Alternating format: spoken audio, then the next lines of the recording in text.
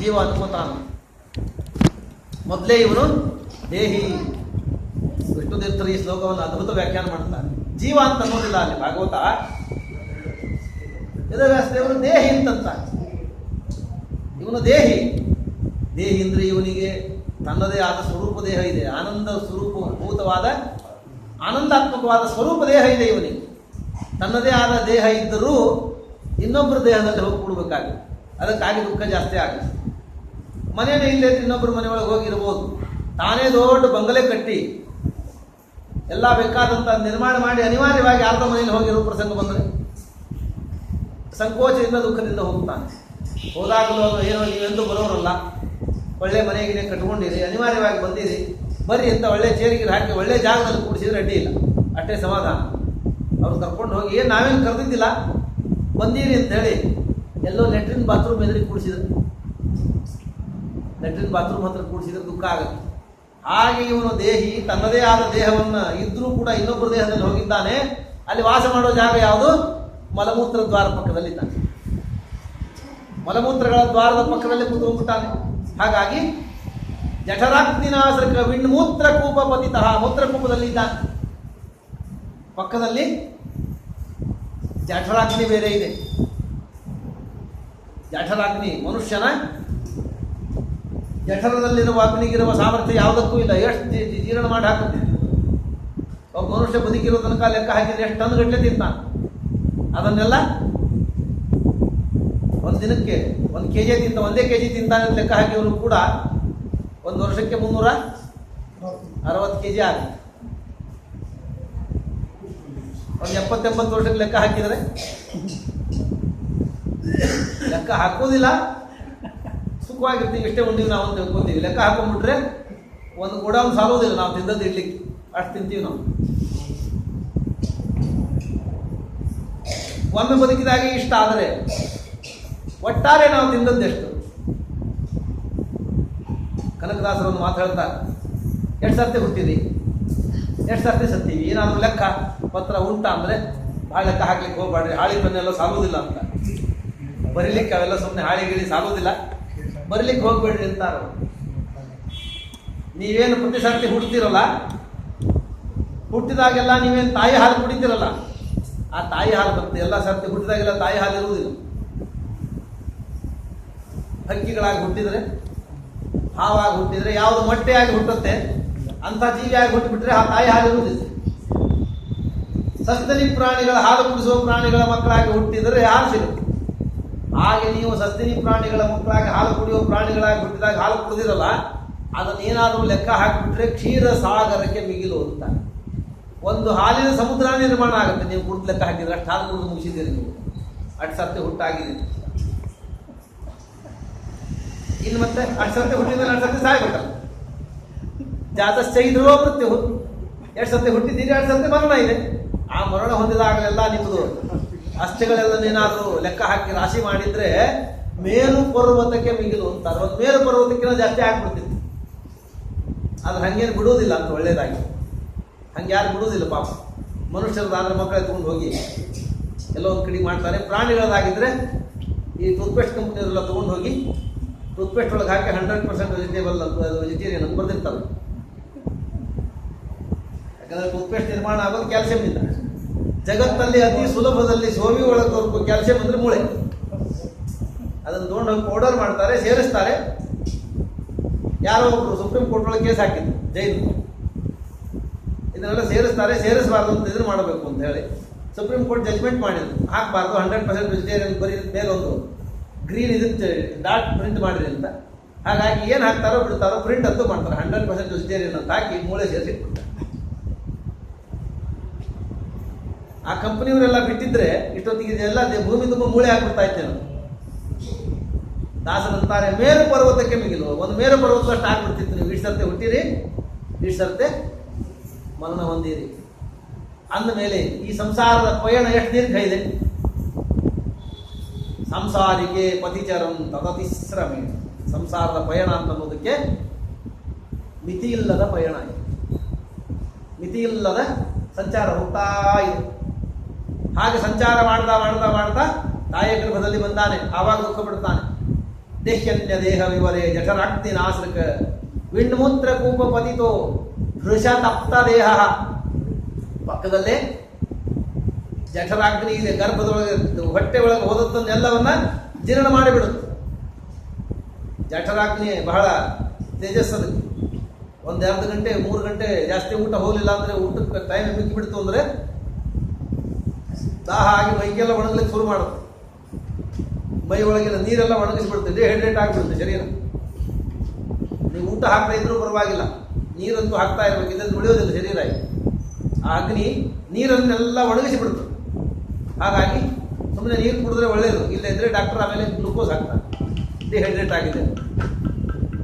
ಅಷ್ಟಾಗದೆ ಇರುವಾಗ ನೀರು ಕೊಡ್ತಾ ಇರಬೇಕು. ಅಷ್ಟು ಜಠರಾಗ್ನಿ ಶರೀರವನ್ನು ಒಣಗಿಸ್ತಾ ಇರ್ತದೆ. ವಿಣ್ಮೂತ್ರ ಕೂಪ ಪದಿತು ಭೃಷತಪ್ತ ದೇಹ, ಚೆನ್ನಾಗಿ ಒದ್ದಾಡ್ತಾ ಇದ್ದಾನೆ. ಇಚ್ಛನ್ನಿತು ವ್ಯವಸಿತು ಗಣಯನ್ ಸ್ವಮಾಸಾನ್ ನಿರ್ವಾಸ್ಯತೆ ಕೃಪಣ ನಿರ್ಭವತಾ ಕದಾ. ಯಾವಾಗ ಹೊರಗೆ ಬರ್ತದೆ? ಇಲ್ಲಿಂದ ಹೊರಗೆ ಬರೋದು ಯಾವಾಗ ಅಂತ ದುಃಖ ಪಡ್ತಾನಂತ. ಜೈಲೊಳಗಿದ್ದ ಹಾಗಿದ್ದಾನೆ. ಅಕಲ್ಪಸ್ಸು ಅಂಗಚೇಷ್ಟಾಯಾಮ್, ಓಡಾಡೋ ಹಾಗಿಲ್ಲ, ಅಲಗಾಡೋ ಹಾಗಿಲ್ಲ. ಇವನು ಮನಸ್ಸಿಗೆ ಬಂದಾಗ ಅಲಗಾಡಿ ಕೈಕಾಲು ಝಾಡಿಸ್ಬಿಟ್ರೆ ತಾಯಿ ಬದುಕೋದಿಲ್ಲ. ಮಗುವನ್ನು ಹುಟ್ಟಿಸುವ ಜವಾಬ್ದಾರಿಯನ್ನು ಹೊತ್ತ ದೇವರು ತಾಯಿಯನ್ನು ರಕ್ಷಣೆ ಮಾಡುವ ಜವಾಬ್ದಾರಿಯನ್ನು ಹೊಂದಿದ್ದಾನೆ. ಸರಕ್ಷಿತ ರಕ್ಷತಿ ಯೋಹಿ ಗರ್ಭೆ, ಗರ್ಭದಲ್ಲಿ ಮಗುವಿಗೆ ಏನು ಆಗದೇ ಇದ್ದಂತೆ ರಕ್ಷಣೆ ಮಾಡುವ ಜವಾಬ್ದಾರಿಯನ್ನು ಹೊತ್ತ ಭಗವಂತ ತಾಯಿಯನ್ನು ರಕ್ಷಣೆ ಮಾಡುವ ಜವಾಬ್ದಾರಿ ಇದೆ. ಇಲ್ಲದ್ರೆ ಒಂದು ತಾಯಿ ಒಂದೇ ಸರ್ತಿ ಹಿಡಿದು ಚೇಳಿದ್ದ ಹಾಗಾಗಿದ್ರೆ ಗತಿ ಇಲ್ಲ. ಚೇಳಿ ಒಂದೇ ಗರ್ಭ, ಒಂದು ಸರ್ತಿ ಚೇಳು ಮರಿ ಹಂಗೆ ಸತ್ತು ಹೋಗು.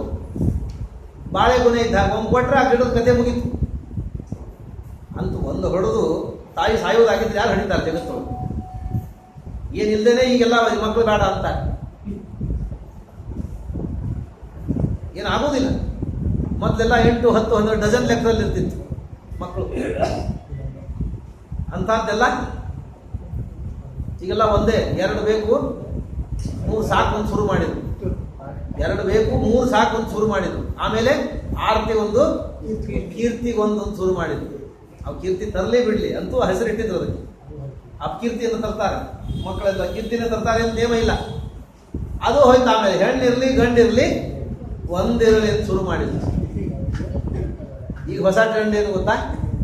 ನಾವಿಬ್ರೇ, V2 ಅವರ್ಸ್ 1 ಅಂತಿತ್ತು, ನಾವಿಬ್ರೇ ಇಲ್ಲ. ಈಗ ಹಂಗಾಗಿ ಹೊಸದಾಗಿ ಏನು ಮಾಡ್ತಾ ಇದ್ದಾರೆ ಅಂದರೆ, ಮದುವೆ ಆದ ಕೂಡಲೇ ಅವತ್ತೇ ಹೋಗಿ ಅನಾಥಾಶ್ರಮಕ್ಕೆ ಹೋಗಿ ದತ್ತಕ್ಕೆ ತೊಗೊಂಡ್ಬಿಡ್ತಾರೆ. ಮದುವೆ ಸಮಾರಂಭದಲ್ಲೇ ದತ್ತು ಸಮಾರಂಭ ಕೂಡ ಮಾಡ್ಕೊಂಡ್ಬಿಡ್ತಾರೆ. ಯಾಕೆಂದ್ರೆ ಇವ ಇಂಜಿನಿಯರ್ ಆಗಿ ಫಾರಿನ್ಗೆ ಹೋಗಿ ಅಲ್ಲಿಂದ ಬಂದು ಬೆಂಗಳೂರಿಗೆ ಸೆಟ್ಲ್ ಆಗಿ ಅಲ್ಲೊಂದು ಮನೆ ಕಟ್ಟಿ ಕಾರ್ ತಗೊಂಡು ಎಲಿಜಿಬಲ್ ಮದುವೆಗೆ ಅಂತ ಆಗೋದ್ರೊಳಗೆ 50ಕ್ಕೆ ಹತ್ರ ಬಂದ್ಬಿಟ್ಟಿರ್ತಾನೆ. 40+ ಹೆಂಡತಿ ಒಂದು ಹುಡುಗಿ ಕಲ್ತಾಳೆ. ಸುಮ್ಮನೆ ಯಾಕೆ ವೇಸ್ಟ್ ಮಾಡೋದು? ಇಂಜಿನಿಯರಿಂಗ್ ಕಲ್ತಾಳೆ, ಒಂದು 2-3 ವರ್ಷ ನೌಕರಿ ಮಾಡಿ ಕಲಿಸ್ಲಿಕ್ಕೆ ಖರ್ಚು ಮಾಡಿದ್ದಾದ್ರೂ ತೆಗೀಲಿ ಅಂತ ಅಪ್ಪ ಅಮ್ಮ. ಕಲ್ತದ್ದು ಯಾಕೆ ವೇಸ್ಟ್ ಮಾಡ್ಬೇಕ್ರಿ? ಒಂದು ಸ್ವಲ್ಪ ನೌಕರಿ ಮಾಡ್ತೀವಿ ಅಂತ, ಕೆರಿಯರ್ ಕಟ್ಕೋತೀವಿ ಅಂತ ನೌಕರಿ ಸೇರೋದ್ರಲ್ಲೇ ಒಂದು 22-23 ಆಗಿರ್ತದೆ. 2 ವರ್ಷ ಅವರಲ್ಲಿ ಬಿಡ್ತಾರೆ. ಯಾವುದೋ ಕಂಪ್ನಿ ಸೇರ್ಕೊಂಡ ಮೇಲೆ ಸೇರಬೇಕು, ಪ್ರಮೋಷನ್ ಆಗಬೇಕು. ಬಿಟ್ಟರೆ 4-5 ವರ್ಷ ಬಿಡದೇ ಇದ್ರೆ ಹಂಗೆ ಮುಂದುವರಿತದೆ. ಅಷ್ಟೆಲ್ಲ ಮಾಡಿ ಕುಂದ್ಲಿಕ್ಕೆ ಕೊಟ್ಟು ಹಂಗು ಹಿಂಗು ಮದುವೆ ಮಾಡಬೇಕು ಅಂತ ಆಗೋದ್ರಲ್ಲಿ ಹುಡುಗಿ 30ಕ್ಕೆ ಬಂದಿರ್ತಾರೆ. 30 ಆದಮೇಲೆ ಹುಡುಗಿ, 40 ಆದಮೇಲೆ ಹುಡುಗ ಲಗ್ನ ಮಾಡಿಕೊಂಡು ಇನ್ಮೇಲೆ ಮಕ್ಕಳಾಗಿ ಅವ್ರನ್ನ ನಾವು ಬೆಳೆಸಿ ಅವ್ರ ಲಗ್ನ ಎಲ್ಲಿ ಮಾಡೋದು? ಮುಂಜು ಮಾಡೋದು, ಕೃಷ್ಣಾರ್ಪಣೆ ಆಗ್ಬಿಡ್ತೀವಿ. ಸುಮ್ಮನೆ ಬೇಡ ಅಂತ ಮದುವೆ ದಿವಸನೇ ದತ್ತಕ್ಕೆ ತೊಗೊಂಡ್ಬಿಡ್ತಾರೆ. ಹಾಗಾಗಿ ಎಲ್ಲ ರೆಡಿಮೇಡ್ ಫುಡ್ ಇತ್ತು. ರೆಡಿಮೇಡ್ ಫುಡ್ ಇನ್ಸ್ಟಂಟ್ ಅಂತಿತ್ತು. ಈಗ ಇನ್ಸ್ಟಂಟ್ ಮಕ್ಕಳು, ರೆಡಿಮೇಡ್ ಮಕ್ಕಳು ಅಂತಂದು ಬೆಳೆಸೋದಂತ ಕ್ರೇಜಿ. ಒಂದು 10 ವರ್ಷದಿಂದ ಒಂದು ಮೈಸೂರು ಮೃಗಾಲಯದಲ್ಲಿ ಮಾಡಿದ್ರು. ದತ್ತಕ್ಕೆ ತಗೋರಿ ಪ್ರಾಣಿಗಳನ್ನು ಅಂತ, ರಕ್ಷಣೆ ಮಾಡ್ಲಿಕ್ಕೆ ಕಷ್ಟ ಇದೆ ನಮಗೆ ಅಂತ ಹೇಳಿ, ನೀವು ಹುಲಿ ದತ್ತು ತಗೋರಿ, ನಾಯಿ ದತ್ತು ತಗೋರಿ, ಚಿಗರೆ ದತ್ತಕ್ಕೆ ತಗೋರಿ, ಅವ್ರು ವರ್ಷಕ್ಕೆ ಆಗೋಟ್ಟು ಖರ್ಚು ಕೊಡ್ರಿ ಅಂತ ಪ್ರಾಣಿಗಳ ದತ್ತಕ್ಕೆ ಯೋಜನೆ ಅಂತ ಸರ್ಕಾರ ಮಾಡಿತ್ತು. ಹಂಗೀಗ ಮಕ್ಕಳದು ದತ್ತಕ್ಕೆ ಯೋಜನೆ ಇದೆ. ಹೋಗಿ ದತ್ತು ಬಂದುಬಿಡ್ತಾರೆ. ಹಿಂಗಾದರೆ ಪರಂಪರೆ ಮುಂತಾದವುಗಳೆಲ್ಲ ನಡೆಯೋದೇ. 50 ವರ್ಷದಲ್ಲಿ ಹಿಂದೂಗಳ ಸಂಖ್ಯೆ ಅರ್ಧಕ್ಕರ್ಧ ಕಡಿಮೆ ಆಗಿಬಿಟ್ಟಿದೆ. ಬ್ರಾಹ್ಮಣರಂತೂ ಬಹಳ ಕಡಿಮೆ ಆಗಿದೆ. ಬಹಳ ಬುದ್ಧಿವಂತರು ನಾವು. ಅತಿ ಬುದ್ಧಿವಂತಿಕೆ ಅಪಾಯಕಾರಿ ಅಂತಾರೆ. ಅಪಾಯ ತೋರ್ತಾ ಇದೆ. ಇನ್ನು ಸ್ವಲ್ಪೇ ದಿವಸ, ಇನ್ನೊಂದು 25-30 ವರ್ಷ ಈ ಜನರೇಷನ್ ಮುಗಿದು ಹೋಯ್ತು ಅಂದರೆ ಜಗತ್ತಿನಲ್ಲಿ ಯಾವ ಸಂಬಂಧನೇ ಉಳಿಯೋದಿಲ್ಲ. ಸಂಬಂಧಗಳೆಲ್ಲ ಸತ್ತು ಹೋಗುದು. ಯಾಕಂದ್ರೆ ಒಂದೇ ಮಗು, ಅದಕ್ಕೆ ಹಿಂದಿಲ್ಲ ಮುಂದಿಲ್ಲ, ಅಣ್ಣಿಲ್ಲ ತಮ್ಮಿಲ್ಲ, ಯಾರು ಇಲ್ಲವೇ ಇಲ್ಲ ಅಂತ. ಆದರೆ ಅಣ್ಣ ಅಂದ್ರೆ ಗೊತ್ತಿಲ್ಲ, ತಮ್ಮ ಅಂದ್ರೆ ಗೊತ್ತಿಲ್ಲ, ಇವ್ರ ತಂದೆ ತಾಯಿ ಆದಾಗ ಕಾಕ ಅಂದ್ರೆ ಗೊತ್ತಿಲ್ಲ, ತಾಯಿಗೆ ಅಣ್ಣ ತಮ್ಮ ಇಲ್ಲ, ಮಾಮ ಅಂದ್ರೆ ಯಾರು ಗೊತ್ತಿಲ್ಲ, ಕಾಕ ಗೊತ್ತಿಲ್ಲ, ದೊಡ್ಡಪ್ಪ ಗೊತ್ತಿಲ್ಲ, ಮಾಮ ಗೊತ್ತಿಲ್ಲ, ಎಲ್ಲ ಹೋಗ್ಬಿಡ್ತು. ಹಾಗಾಗಿ ಅಣ್ಣ ತಮ್ಮ ಮಾಮ ಮಾಮಿ ಬಂದು ಬಳಗ ಏನಿದೆ ಜಗತ್ತೊಳಗೆ, ಯಾಕಂದ್ರೆ ಎಲ್ಲವೂ ಒಂದೊಂದೇ. ಹಾಗಾಗಿ ಜಗತ್ತಲ್ಲಿ ಕೊನೆಯ ಉಳಿಯುವ ಸಂಬಂಧ ಯಾವುದು ಗೊತ್ತಾ? Uncle aunty. ಹಾಗಾಗಿ ಎಲ್ಲ ಸಂಬಂಧಗಳು ಸತ್ತು ಹೋಗಿ ಅಂಕಲ್ ಆಂಟಿ ಸಂಬಂಧ ಮಾತ್ರ ಉಳ್ಕೊಂಡು ಅಂಥ ಅಪಾಯದ ಹೊಸ್ತಲಿಗೆ ಬಂದು ಸೇರ್ತಾ ಇದ್ದೀವಿ ನಾವು.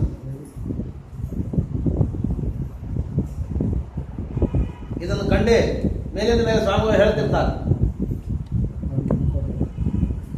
ನಿಮಗೆ ಮಕ್ಕಳ ಅಕಸ್ಮಾತ್ ಸಾಕೋದು ಕಷ್ಟ ದುಬಾರಿ ಅಂತ ಅನಿಸಿದ್ರೆ ನಮ್ಗೆ ಕೊಡ್ರಿ, ನಾವು ಸಾಕ್ತೀವಿ, ನಾವು ಬೆಳೆಸ್ತೀವಿ ಅಂತ. ಅಲ್ಲ, ಅದು ಕಷ್ಟ ಇದೆ ಅಂತ ಇಟ್ಕೊಳ್ರಿ. ಅವರೇನೋ ಸಮಾಜದ ಕಳಕಳಿಯಿಂದ ಹೇಳ್ತಾರೆ, 2 ಹಡದ್ ನೀವು ಒಂದು ಕೊಟ್ಟರಿಂದ ಇನ್ನೊಬ್ಬ ಕೇಳ್ತಾನೆ, ನಾನು ಹೊತ್ತು ಹಾಕಿದ್ರೆ ಹಿಡಿದ್ರೆ ಯಾಕೆ ನೀವು ಅಂತ. ನಾನು ರಕ್ಷಣೆ ಮಾಡ್ಲಿಕ್ಕೆ ಆಗೋದಿಲ್ಲ ಅಂದ್ರೆ ಜನ್ಮ ಯಾಕೆ ಕೊಟ್ಟರಿಂದ ನಾಳೆ ಮಗ ಕೇಳ್ತಾನೆ ಅಂತ ಭಯ. ಅವ್ರ ಅಭಿಪ್ರಾಯ ಸಮಾಜ ಮುಂದುವರಿಬೇಕು, ಪರಂಪರೆ ಮುಂದುವರಿಬೇಕು ಅನ್ನುವ ಅಭಿಪ್ರಾಯದಿಂದ ಹೇಳ್ತಾರೆ. ಗರ್ಭದಲ್ಲಿ ಇವನು ಕುಳಿತಾನೆ, ಹಾಗಾಗಿ ತಾಯಿ ರಕ್ಷಣೆ ಆಗಬೇಕು, ಮಗುವಿನ ರಕ್ಷಣೆ ಆಗಬೇಕು, ಎರಡನ್ನೂ ರಕ್ಷಣೆ ಮಾಡ್ತಾನೆ. ಹಾಗಾಗಿ ಮಗು ಆ ಕಡೆ ಈ ಕಡೆ ಕೈಕಾಲು ಚಾಸ್ತ ಇದ್ದ ಕಟ್ಟಿ ಹಾಕಿಬಿಡ್ತಾನೆ. ಅಕಲ್ಪಸ್ವ ಅಂಗಚೇಷ್ಟಾಯಾಮ್ ಶಕುಂತ ಇವ ಪಂಜರೆ. ಸಣ್ಣ ಪೆಟ್ಟಿಗೆ ಒಳಗೆ ದೊಡ್ಡ ಪಕ್ಷಿಯನ್ನು ಹಾಕುವುದು, ಹಾಕ್ಲಿಕ್ಕೆ ಬರುವುದಿಲ್ಲ. ಅದಕ್ಕೇನು ಮಾಡುವುದು? ಪೆಟ್ಟಿಗೆ ಒಳಗೆ ಬೆಳೆಸೋದು. ಜಪಾನ್ದಲ್ಲೆಲ್ಲ ಒಂದು ಇದು ಇರ್ತದೆ, ಕಲ್ಲಂಗಡಿ ಹಣ್ಣು. ಅವು ಇವು ಹಣ್ಣು ಬೇಕಂದ್ರೆ ನಿಮ್ಗೆ ಪೆಟ್ಟಿಗೆ ಆಕಾರದಲ್ಲಿ ಕೊಡ್ತಾರೆ. ಜಪಾನ್ ದೇಶದಲ್ಲಿ ಬಹಳ ಟ್ರೆಂಡ್ ಅನ್ನೋದು ಚೌಕ್ ಹಣ್ಣು ಮಾಡೋದು. ಚೌಕ್ ಕಲ್ಲಂಗಡಿ ಸಿಗುತ್ತೆ. ಚೌಕ್ ಹೆಂಗೆ ಮಾಡ್ತಾರೆ ಅಂದರೆ ಬಳ್ಳಿ ಹಾಕಿ, ಬೀಜ ಹಾಕಿ, ಗೊಬ್ಬರ ಹಾಕಿ, ಅದು ಕಾಯಿ ಬಿಡ್ತು ಅಂದಮೇಲೆ ಅದ್ರ ಮೇಲೆ ಒಂದು ಪೆಟ್ಟಿಗೆ ಬಡ್ದಿಟ್ಬಿಡ್ತಾರೆ. ಅದು ಕಾಯಿ, ಸಣ್ಣ ಕಾಯಿ ಹೀಚ್ ಆದ್ಮೇಲೆ ಅದ್ರ ಮೇಲೆ ಒಂದು ಪೆಟ್ಟಿಗೆ ಬಡ್ದಿಟ್ಬಿಡ್ತಾರೆ. ಅದು ಬೆಳೀತಾ ಅದಕ್ಕೆ ಮುಂದಕ್ಕೆ ಹೋಗ್ಲಿಕ್ಕೆ ಆಗೋದೇ ಇಲ್ಲ. ಅದು ಅನಿವಾರ್ಯವಾಗಿ ಪೆಟ್ಟಿಗೆ ಹೆಂಗಿದೆಯೋ ಹಂಗೆ ಚೌಕ. ಹಾಗಾಗಿ ಆಮೇಲೆ ಚೌಕ್ ಹಣ್ಣು ಮಾಡ್ತಾರೆ. ಅದಕ್ಕೆ ಜಾಸ್ತಿ ಬೆಲೆ. ಈಗೆಲ್ಲ ಪ್ಲಾಸ್ಟಿಕ್ ಯುಗ, ಕಬ್ಬಿಣ ಯುಗದಲ್ಲಿ ಏನು ಗೊತ್ತಾಗೋದಿಲ್ಲ. ಪಲ್ಲಕ್ಕಿ ಗಿಲ್ಲಕ್ಕಿ ಮಾಡಬೇಕು ಅಂದರೆ ವೆಲ್ಡಿಂಗ್ ಮಾಡಿಬಿಡ್ತಾರೆ. ಪೈಪ್ ಬಿಟ್ಟು ಪಂಕ್ಸಿ ವೆಲ್ಡಿಂಗ್ ಮಾಡಿ ತಂದು ಕೊಟ್ಬಿಡ್ತಾರೆ. ಮೊದಲೆಲ್ಲ ಒಂದು ಪಲ್ಲಕ್ಕಿ ಗಿಲ್ಲಕ್ಕಿ ದೇವಸ್ಥಾನಕ್ಕೆ ಮಾಡಬೇಕು ಅಂದ್ರೆ 5-6 ವರ್ಷ ಬೇಕಾಗ್ತದೆ. ಸಿಗ್ತಾ ಇಲ್ಲ ರೆಡಿಮೇಡ್ ಆಗಿ. ಬಿದಿರಿಂದ ಮಾಡ್ತಾ ಇದ್ರು. ಬಿದಿರು ಎಲ್ಲಿ ಬೆಳೀತದಲ್ಲ ಅಲ್ಲಿ ಬಿದಿರು ಇದ್ದಲ್ಲಿ ಹೋಗಿ ಅದ್ರ ಪಕ್ಕದಲ್ಲಿ ಒಂದು ದೊಡ್ಡ ಕೋಲ್ ನಿಲ್ಲಿಸಿ ಆ ಬಿದಿರು ಎಳೆದಿದ್ದಾಗ ಇವ್ರಿಗೆ ಎಷ್ಟು ಬೇಕೋ ಅಷ್ಟು ಬಗ್ಗಿಸಿ ಕಟ್ಟಿ ಬರ್ತಾ ಇದ್ರು. ಅದನ್ನು ಕಟ್ಟಿ ಬಂದ ಮೇಲೆ ಅದು ಬೆಳೆದು ದೊಡ್ಡದಾಗಿ ಹಿಂಗೆ ದೊಡ್ಡದಾಗಬೇಕು, ಅದು ಇವು ಆಕಾರದಲ್ಲಿ. ಆಮೇಲೆ ಅದನ್ನು ತಗೊಂಡು ಪಲ್ಲಕ್ಕಿ ಮಾಡ್ತಾ ಇದ್ರು. ಹಾಗಾಗಿ ನೀವು ಪಲ್ಲಕ್ಕಿ ಅಂದ್ರೆ 1 ದಿವಸದಲ್ಲಿ 2 ದಿವಸದಲ್ಲಿ ಆಗ್ತಾ ಇಲ್ಲ, ವರ್ಷಗಟ್ಟಲೆ ಕಾಯ್ತಾ ಇತ್ತು. ಅದನ್ನು ಹೀಗೆ ಬಗ್ಗಿಸಿ ಬೆಳೆಸ್ತಾ ಇತ್ತು. ಹಂಗೆ ಬಗ್ಗಿಸಿ ಕಟ್ಟಿಬಿಟ್ರೆ ಅದು ಹಾಗೆ ಬೆಳೆದು ಹಾಗಾಗ್ತಾ ಇತ್ತು. ಅದರಿಂದ ಪಲ್ಲಕ್ಕಿ ಮಾಡೋದು. ಹೀಗೊಂದು ವ್ಯವಸ್ಥೆ. ಹಾಗೆ ದೊಡ್ಡ ಮಗುವನ್ನು ಗರ್ಭದಲ್ಲಿ ಹಾಕ್ಲಿಕ್ಕೆ ಆಗೋದಿಲ್ಲ, ದೇವರು ಗರ್ಭದಲ್ಲೇ ಬೆಳೆಸ್ತಾನ. ಗರ್ಭದಲ್ಲಿ ಬೆಳೆದು ದೊಡ್ಡದಾಗದು ಓಡಾಡಿದ್ರೆ ತಾಯಿ ಬದುಕೋದು ಹೇಗೆ? ಅದನ್ನು ಕಟ್ಟಿ ಹಾಕಿದ್ರು. ಎದರಿಂದ ಕಟ್ಟಿ ಹಾಕಿದ? ಉಲ್ವಾ ಅಂತ, ಜರಾಯು ಅಂತ ಕರೀತಾರೆ. ಅದರ ಸುತ್ತ ಒಂದು ಚರ್ಮದ ಮಾಂಸದ ಚೀಲ ಬೆಳೀತು, ಅದರೊಳಗೆ ಸಿಕ್ಕುಂಟು. ಸಣ್ಣ ಪೆಟ್ಟಿಗೆ ಒಳಗೆ ದೊಡ್ಡ ಪ್ರಾಣಿಯನ್ನು ಹಾಕಿ ಕಟ್ಟಿ ಇಟ್ಟಾಕಿ ಉಂಟ. ಏನು ಮಾಡುವ ಹಾಗಿಲ್ಲ. ಅಕಲ್ಪಸ್ವ ಅಂಗಚೇಷ್ಟಾಯಾಮ, ಅಗಳಾಡುವ ಹಾಗಿಲ್ಲ, ಕಡಿದು ತುರಿಸುವ ಹಾಗಿಲ್ಲ, ಏನಿಲ್ವೇ ಇಲ್ಲ. ಮಾತೃಭುಕ್ತ ಇರುಪಸ್ಪೃಷ್ಟ ಸರ್ವಾಂಗೋತ್ಥಿತ ವೇದನ ಅಂತ. ತಾಯಿ ತಿಂದದ್ದನ್ನೇ ಅವನು ಭೋಗ ಮಾಡಬೇಕು. ಅದಕ್ಕೆ ಬಹಳ ಸಾತ್ವಿಕವಾದ ಆಹಾರ ಸ್ವೀಕಾರ ಮಾಡಬೇಕು ಅಂತ ಗರ್ಭಿಣಿಯರಿಗೆ ವಿಧಾನ ಮಾಡಿಕೊಡ್ತಾರೆ. ಆದರೆ ಕೆಲವರಿಗೆ ಸಾತ್ವಿಕವಾದ ಸೇರುವುದಿಲ್ಲ, ಕೆಲವರಿಗೆ ಕೆಲವು ಸೇರ್ತದೆ. ಈ ಕಡೆ ನಿಮ್ಮ ಕಡೆ ಬಂದ್ರೆ ಎಲ್ಲ ಖಾರ. ಹುಬ್ಬಳ್ಳಿಯಿಂದ ಈ ಕಡೆ ಮುಖ ಮಾಡಿದರೆ ಖಾರ ಜಾಸ್ತಿ ಆಗ್ತಾ ಹೋಗುತ್ತೆ. ಗದಗಿಗೆ ಬಂದ್ರೆ ಇನ್ನೂ ಜಾಸ್ತಿ, ಕೊಪ್ಪಳಕ್ಕೆ ಬಂದ್ರೆ ಇನ್ನೂ ಜಾಸ್ತಿ, ಬಳ್ಳಾರಿಗೆ ಬಂದ್ರೆ ಇನ್ನೂ ಜಾಸ್ತಿ, ಆಂಧ್ರಕ್ಕೆ ಹೋದರೆ ಇನ್ನೂ ಜಾಸ್ತಿ. ಹಂಗೆ ಅದು ನಿಧಾನವಾಗಿ ಪಾದರಸದ ಇದು ಜ್ವರ ಇರದಂಗೆ ಇರ್ತಾ ಹೋಗುದು. ಹುಬ್ಬಳ್ಳಿಯಿಂದ ಆ ಕಡೆ ಕರಾವಳಿ ಕಡೆ ಮುಖ ಮಾಡಿದರೆ ಸೊಪ್ಪು ಮೆಣಸಿನಕಾಯಿ ಕಡಿಮೆ ಮಾಡ್ತಾ ಮಾಡ್ತಾ ಮಾಡ್ತಾ ಮಾಡ್ತಾ ಕೊನೆಗೆ ಹೋಗಿ ಎಲ್ಲ ಬಿಟ್ಟು ಬರೀ ಕೊಬ್ಬರಿ ತಿಂದ್ಬಿಡ್ತಾರೆ. ಕೊಬ್ಬರಿ ಬ್ಯಾಳಿ ಏನು ಹಾಕೋದೇ ಇಲ್ಲ. ಈ ಕಡೆ ಬಾಗಲಕೋಟೆ ಈ ಕಡೆ ಬಾಗಲಕೋಟ್ರೆ ಬೆಲ್ಲ ತಿಂತಾರೆ, ಸಿಹಿ ತಿಂತಾರೆ, ಒಬ್ಬೊಬ್ಬರಿಗೆ ಒಂದೊಂದು ಸೇರುತ್ತೆ.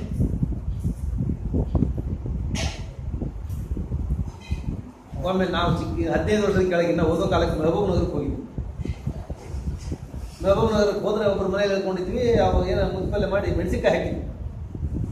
ಎಲ್ಲಿ ತಿಂದ್ವಿ, ಇದನ್ನು ಮಾಡಿದ್ವಿ. ಒಂದಿಷ್ಟು ದಿನ ರಗಡ ಆಯ್ತು. ಹೆಂಗೆ ತಿಂತೀರಿ ಇದನ್ನು ಅಂತ ಕೇಳಿದ್ವಿ. ಖಾರ ಹತ್ತೋದಿಲ್ಲ ನಿಮಗೆ ಅಂತ. ಆ ಮನುಷ್ಯ ಹೇಳಿದ್ದ, ನಮಗೆ ಖಾರ ಹತ್ತಂತ ಮೆಣಸಿನಕಾಯಿ ಹುಟ್ಟಿಲ್ರಿ ಇನ್ನೂ ಅಂತ. ನಮಗೆ ಖಾರ ಹತ್ತಂತ ಮೆಣಸಿನಕಾಯಿ ಹುಟ್ಟಿಲ್ಲ ಅಂತ ಹೇಳಿದ್ರು. ಒಬ್ಬೊಂದು ದೇಶದ ಒಂದೊಂದು ಪದ್ಧತಿ ತಿಂತಾರೆ. ಆದರೆ ಮಗುವಿನ ಗತಿ ಬಹಳ ಖಾರ ತಿಂದರೆ ಮೈ ಉಳಿದು, ಬಹಳ ಉಪ್ಪು ತಿಂದರೆ ಚರ್ಮ ಬಹಳ ಬೇಸರ ಚರ್ಮ ಸುಟ್ಟಲ್ಲ ಆಗ್ಬಿಡುದು. ಶಾಸ್ತ್ರದಲ್ಲಿ ಒಂದು ಮಾತು ಹೇಳ್ತಾರೆ, ಶಾಖಪಾಕಜ ಸಂತಾನ ಅಂತ ಟೀಕಾರಾಯ. ಬಹಳ ತಪ್ಪಲು ಪಲ್ಯ ತಿಂದುಬಿಟ್ರೆ ಕೆಲವು ಮಕ್ಕಳ ಮೈ ಹಸಿರು ಆಗ್ಬಿಟ್ಟಿರ್ತದೆ. ಹುಟ್ಟೋ ಕಾಲಕ್ಕೆ ಮೈಯೆಲ್ಲ ಹಸಿರು ಬೆನ್ನ ಮೇಲೆ ಇಟ್ಟು ದೊಡ್ಡ ಪಟ್ಟಿ ಇರುತ್ತೆ. ಹಸಿರು ತಪ್ಪಲು ಕೆಲವು ಜಾಸ್ತಿ ತಿಂದ್ಬಿಟ್ರೆ ಹಂಗೆ ಆಗ್ಬಿಡ್ತದೆ. ಕೆಲವ್ರಿಗೆ 2 ವರ್ಷ 4 ವರ್ಷ 6 ವರ್ಷ ಇರುತ್ತೆ. ಆಮೇಲೆ ನಿಧಾನ ಹೋಗುತ್ತೆ, ಕೆಲವ್ರಿಗೆ ಹೋಗೋದೇ ಇಲ್ಲ. ಹಂಗಾಗ್ಬಿಡುತ್ತೆ. ತಿನ್ನುವ ಆಹಾರ ನೇರ ಪರಿಣಾಮ ಬೀರುತ್ತೆ ಅಂತಾರೆ ಟೀಕಾರ. ಶಾಖಪಾಕಜ ಸಂತಾನ ಅಂತ ಕರೀತಾರೆ.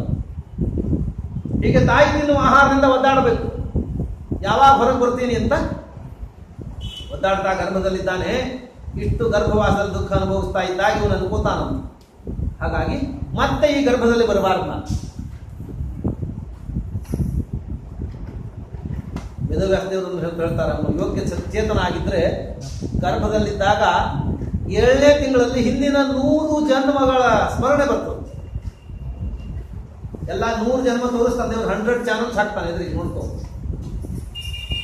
100 ಜನ್ಮ ಚಾನಲ್ ಹಾಕ್ಬಿಡ್ತಾನೆ. ನೋಡ್ಕೊಂಡು ನೀ ಹಿಂದೆ ಏನು ಮಾಡಿದ್ದಿ, ಇದರಿಂದ ನಿನಗೆ ಮುಂದೆಲ್ಲ ಏನಾಗೋದಿದೆ ನೋಡ್ಕೊಂಡು ಹೋಗ್ಬಿಡು ಅಂತ.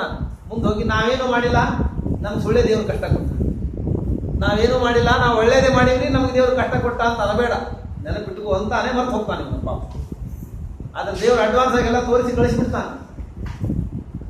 ಅದೆಲ್ಲವನ್ನ ಗರ್ಭದಲ್ಲಿ ನೋಡಿ ಇವನು ಅನ್ಕೋತಾನಂತೆ ಇನ್ನೊಮ್ಮೆ ಗರ್ಭದಲ್ಲಿ ಬರಬಾರ್ದು.